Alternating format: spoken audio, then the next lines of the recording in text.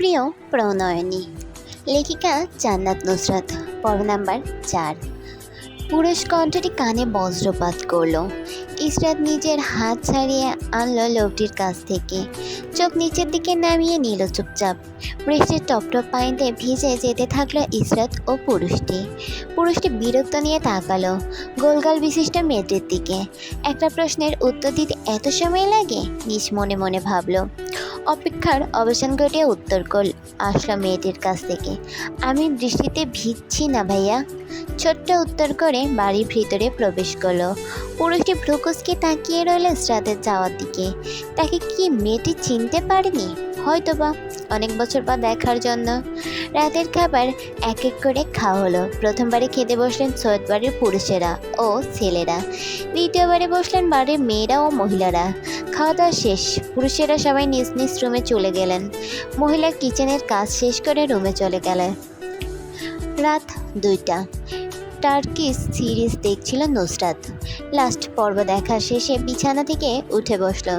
শরীর মেজাজ মেজমেজ করার জন্য হাত উপরের দিকে তুলে শরীরের আলছি কমালো। পাশে তাকিয়ে দেখলো ইসরাত পাকিস্তানি ড্রামা দেখছে। ঘুমাবি না? ঘুমাবো একটু পর, এটা শেষ করে। নুসরাত ইসরাতকে ছেড়ে দিল ওর মতো। রুমের দরজা খুলে বের হলো। পুরো বাড়ি অন্ধকার দেখলো। হাত দিয়ে হাতড়ে সিঁড়ির দিকে গেল। অন্ধকারে নুসরাতকে দেখতে কিছুটা ভূতের মতো মনে হলো। নিজের পেছন থেকে হাঁটার শব্দ শুনে হালকা ঘাড় ঘুরিয়ে পিছনে তাকালো নুসরাত। অন্ধকারে পরিষ্কার মুখ দেখা না গেলেও শরীরের গঠন মনে হলো কোনো পুরুষ।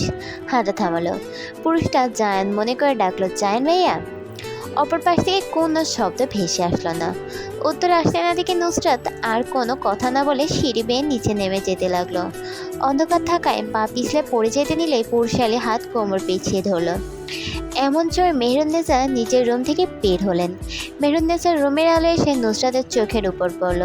হাত দ্বারা নিজের মুখ ঢাকা দিল নুসরাত আলোয় হাত থেকে বাঁচার জন্য। তৎক্ষণে পুরুষালী হাতের বাইরে চলে এসেছে সে। কি রে, দুটা কি পীড়িত করতেছস? আকস্মিক এমন প্রশ্নে নুসরাত ভয় পেয়ে গেল।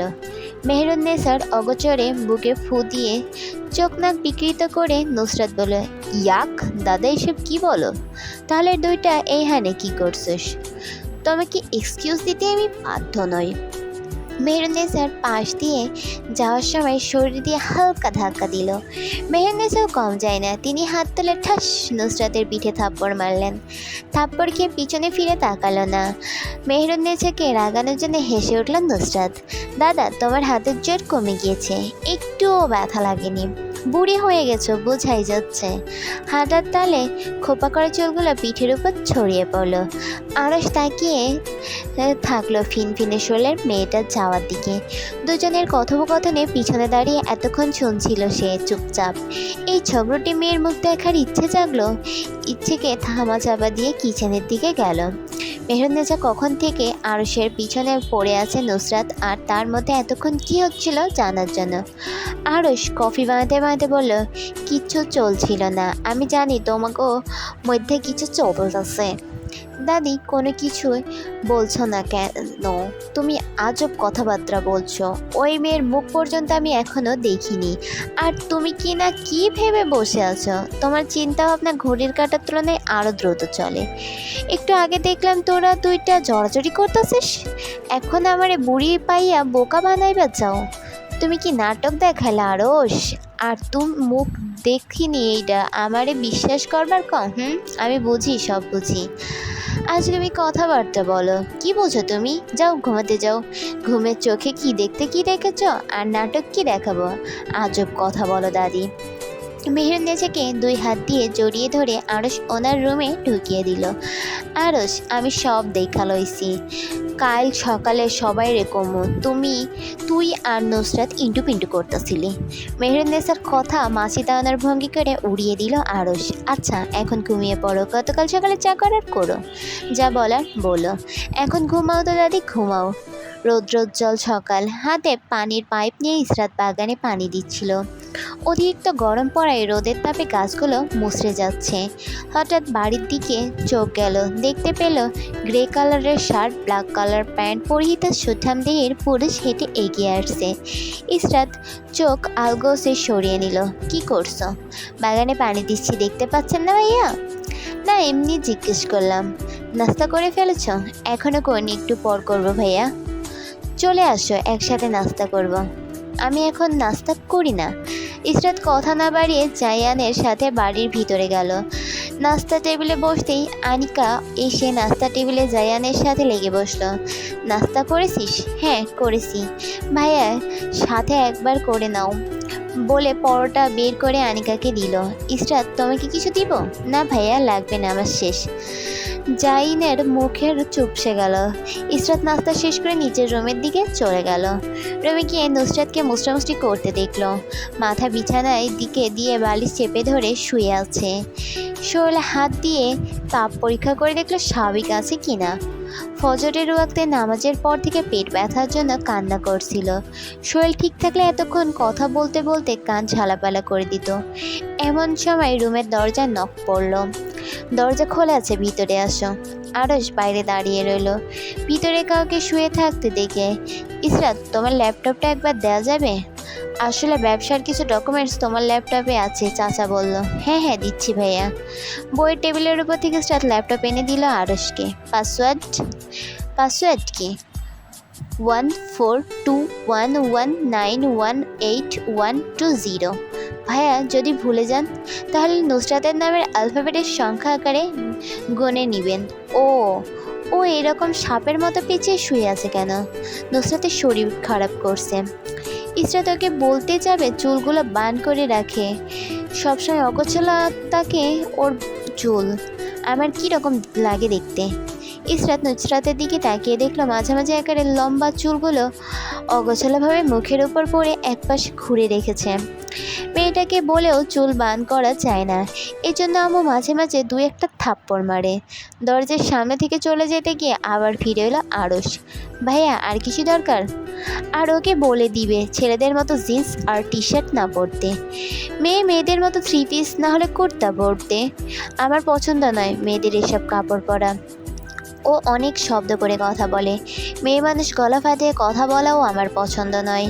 আর এসব করলে ওকে বলবে আমার সামনে না পড়তে, পরে আমি কিছু বলে দিলে ভালো হবে না। ঠিক আছে ভাইয়া।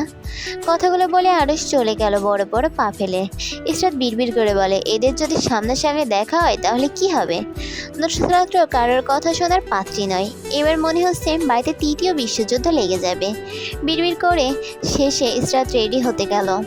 ইসরাত চলেছে একা পথে, সঙ্গী হলে দোষ কি তাতে? ইসরাত শোনা, রাগ করে না, রাগ করলে তোমায় লাগে আরও ভালো। ইসরাত পায়ের জুতা খুলে হাতে নিল।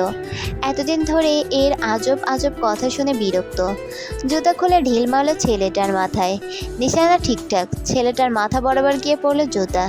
ছেলেটা হয়তো বুঝতে পারেনি ইসরাত জুতা খুলে ঢিল মারবে। আকস্মিক এমন ঘটনায় ছেলেটি হতভম্ব হয়ে তাকিয়ে রইল। আজব, তোর একদিন কি আমার একদিন। ইসরাত বাপায়ের জুতো খুলে পিটানোর জন্য, পিটানোর আগে বাইক নিয়ে শখ করে পাশ কাটিয়ে চলে গেল ছেলেটা।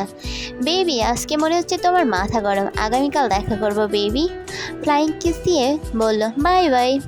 ইসরাত হাতে 5 হাত দূরে বাইক থামিয়ে আবার বলল, বেবি কাল দেখা করবে, আজ তুমি ভার্সিটিতে যাও কেমন?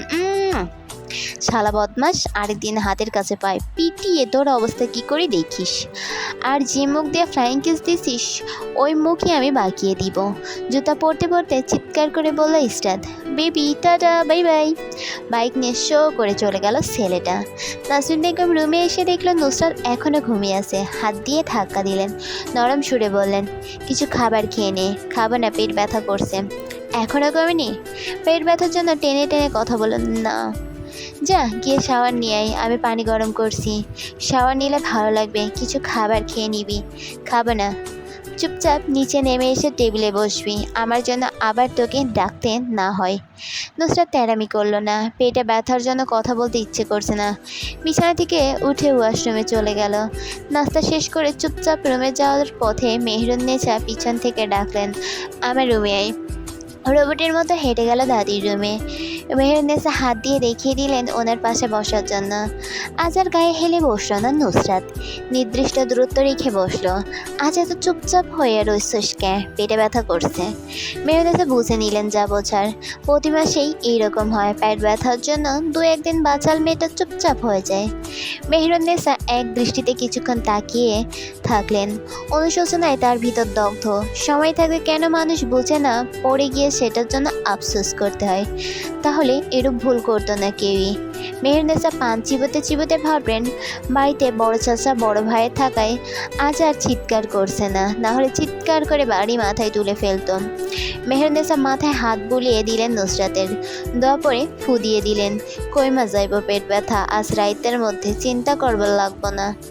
আর আরশের থাইকা দূরে থাকিস, ও তোরে মনে হয় পছন্দ করে না। নুসরাত শুধু মাথা নাড়ল।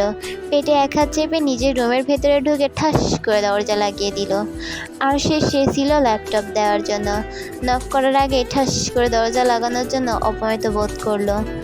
আমাকে অপমান করার জন্যই দরজা লাগিয়েছে এভাবে, নিজ মনে মন গড়া কথা ভেবে নিল আরশ। ওপাশে মেয়েটা জানতেও পারল না দরজার বাইরে কেউ দাঁড়িয়ে আছে।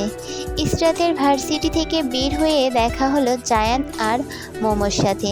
দুজন ফুচকা খেতে বের হয়েছে। জায়ান ইসরাতকে জিজ্ঞেস করলো, এই এরিয়ার ভিতর কোনো ফুচকা হাউস বা রেস্টুরেন্ট আছে কিনা? ইসরাত সন্দেহে উত্তর দিল, সামনে একটা শপিং মলের উপর দোতলায় দারুণ ফুচকা পাওয়া যায়, দুজন ওখানে গেলে যেতে পারো। ইসরাত, তুমিও জয়েন করো আমাদের সাথে। আমায় বাসায় যেতে হবে ভাইয়া। নুসরাত একা বাসায়, ও বোরিং ফিল করবে। কোনো একদিন আমরা সবাই মিলে ফুচকা খেতে রেস্টুরেন্ট যাব। আচ্ছা, সাবধানে যাও বাসায়। আমরা তাড়াতাড়ি আসছি ফুচকা খেয়ে। ইসরাত বাড়ির ভেতরে প্রবেশ করে দেখলো ড্রয়িং রুমে মাহাদি বসে আছে। সালাম দিল মাহাদিকে ইসরাত। মাহাদিও সালামের উত্তর দিল। ইসরাত কোনো শব্দ ব্যয় না করে পাশ কাটিয়ে চলে গেল। লিপি বেগম কিচেন থেকে ডেকে বললেন, আরশকে নিচে আসার জন্য বলিস, আর বলে দিস মাহাদি এসেছে। আচ্ছা। আর সে রুমের বাইরে থেকে ইসরাত বলল, ভাইয়া আপনার ফ্রেন্ড আসছে, বড়াম্মু বলেছে নিচে যাওয়ার জন্য, আপনার ফ্রেন্ড ড্রয়িং রুমে বসে আছে। রুমের ভেতর থেকে উত্তর দিল আরশ, আচ্ছা যাচ্ছি, অপেক্ষা করতে বলো। ইসরাত মেহমানের কথা বলে রুমে চলে গেল। বিছানায় তাকিয়ে দেখলো নুসরাত শুয়ে আছে। ঘড়ির দিকে তাকিয়ে দেখলো 2টা বাজে। পেট ব্যথা কমেছে? কমেছে। আরেকটা ওষুধ খেয়ে নিয়েছিস? আচ্ছা। কথা বলা শেষ করে শাওয়ার নিতে চলে গেল ইসরাত। শাওয়ার শেষ করে বের হয়ে আসলো ওয়াশরুম থেকে। ইসরাত লেডিস গেঞ্জি আর প্লাজো পরেছে। নুসরাত ইসরাতকে চালানোর জন্য বলল, আজ কীভাবে গেঞ্জি পরলি? দাদা দেখলে অজ্ঞান হয়ে যাবে। আর সুশীল নাতনি এসব কিভাবে পড়েছে? ও তো এসব পড়তে পারে না। OMG, দূর, গরম লাগছে। গরমের কারণে কি মারা যাব?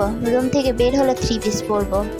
তুই দাদির মতো ঠেস দিয়ে কথা বলা শিখে গেছিস।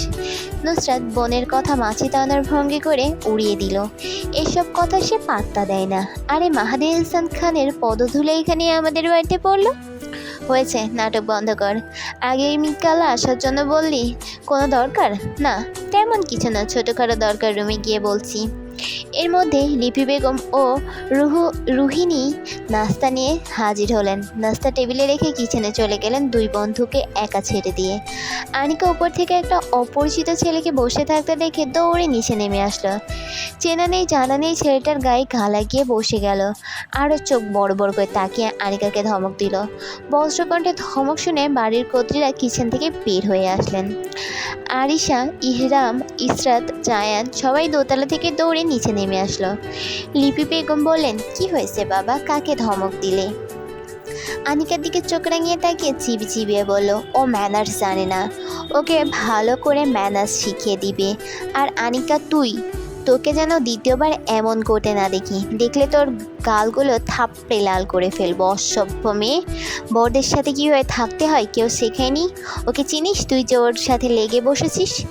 সবাই ওপর থেকে নিচতলায় নেমে আসলো। ও নুসরাত উপরের তলায় দাঁড়িয়ে দাঁড়িয়ে আরশকে দেখতে লাগলো। ওখান থেকে দাঁড়িয়ে সকলের অগোচরে আরশকে মিডল ফিঙ্গার দেখিয়ে বলল, উনি বাল করবেন। শালার এত ভাব কোথা দিকে আসছে? ইসরাতের চোখ হঠাৎ দ্বিতীয় তলার দিকে গেল। মুখ দিয়ে বেরিয়ে আসলো, মেয়েটা এসব কী করছে? করছে। নিশ্চুপ পরিবেশে ইসরাতের কথা অনেক জোরালো শোনালো। সবাই ইসরাতের চোখ অনুসরণ করে উপরের দিকে দেখলো। আস্তে আস্তে হেঁটে নুসরাত রুমের দিকে যাচ্ছে। আরশ ভ্রুকুচকে তাকিয়ে থাকলো শ্যামলা বনের মেয়েটির পিছনের দিকে। আজ ও মুখ দেখতে পারল না সে। নাসরিন বেগম ডাকলেন, এই নিচে এসে খাবার খেয়ে যা।